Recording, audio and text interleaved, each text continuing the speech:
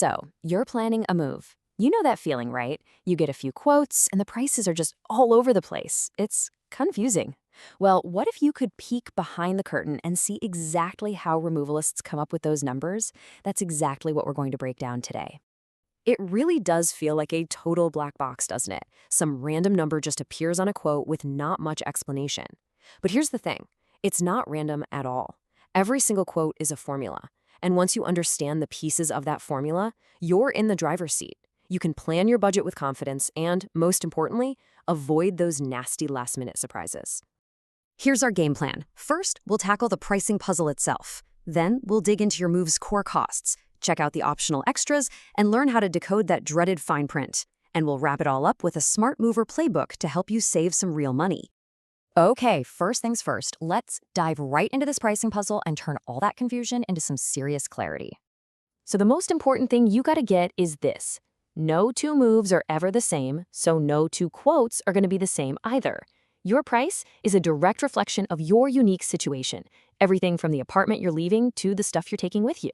Once you understand what the movers are looking at, you stop being just a customer. You become an active participant who can actually influence that final cost. All right, let's get into the nitty-gritty. These are the absolute fundamentals, the building blocks that are going to make up the bulk of any quote you get. Generally speaking, you're going to see two main ways that movers charge. For short, local moves, you're probably looking at an hourly rate. It's simple, it's pretty straightforward. But if you're moving a long distance, you'll most likely get a flat rate. And honestly, this is great for peace of mind because that price is locked in, no matter what kind of traffic or delays pop up on the road. And what's really fascinating here is how clearly this shows the shift in logic. You see, for a local move, it's all about time and manpower. How many people for how many hours.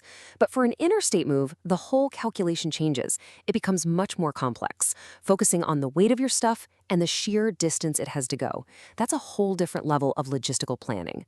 So no matter how they charge you, hourly or flat rate, it almost always boils down to these three big things. First, distance. Pretty obvious, right? More miles equals more fuel, more time, more cost. Second, volume and weight. The more stuff you have, the bigger the truck they need, the more crew they need. And finally, accessibility. How easy or, how hard it is to get your stuff from the truck to your front door. We'll talk more about that one in a second. Okay, now for the third piece of our puzzle, the optional extras. These are all the services that can make your move way, way easier, but, you guessed it, they're also going to add to that final bill. Think of this as the a la carte menu for your move. You can get professional packing, all the supplies, extra insurance, even temporary storage. Now, each one of these is designed to take stress off your shoulders. But just remember that convenience comes with a price tag. It's all about finding that balance between your budget and your sanity. Now, this is a big one to look out for. If you have anything that's tricky to move, like a piano, a priceless piece of art, or a really fragile antique, you can expect a special handling fee. Moving these items isn't just about raw muscle. It's about skill and specialized equipment to make sure they get there in one piece. And that expertise, that's a separate line item on your bill. And here we are back at that third core cost we mentioned, accessibility. If the movers have to deal with multiple flights of stairs, or there's a super long walk from where they can park the truck to your door, that all adds time and labor. And you know those narrow hallways that make moving a sofa feel like an impossible geometry puzzle? All of that gets factored right into the price. All right, let's move on to section 4.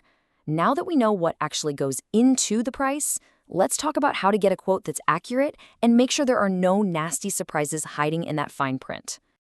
When it's time to get a quote, think of it in 2 stages. You can start with an online calculator to get a quick ballpark figure, perfect for when you're just starting to budget. But when they're getting serious, you have to insist on an in-home assessment.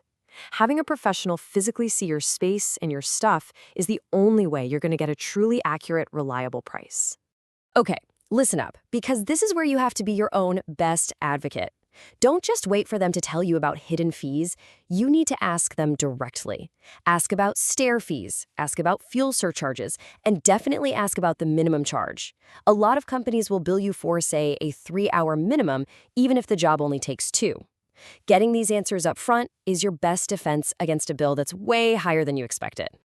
And now for our final section. Here is your playbook. We're going to cover some real, actionable strategies you can use to get the absolute best price on your move.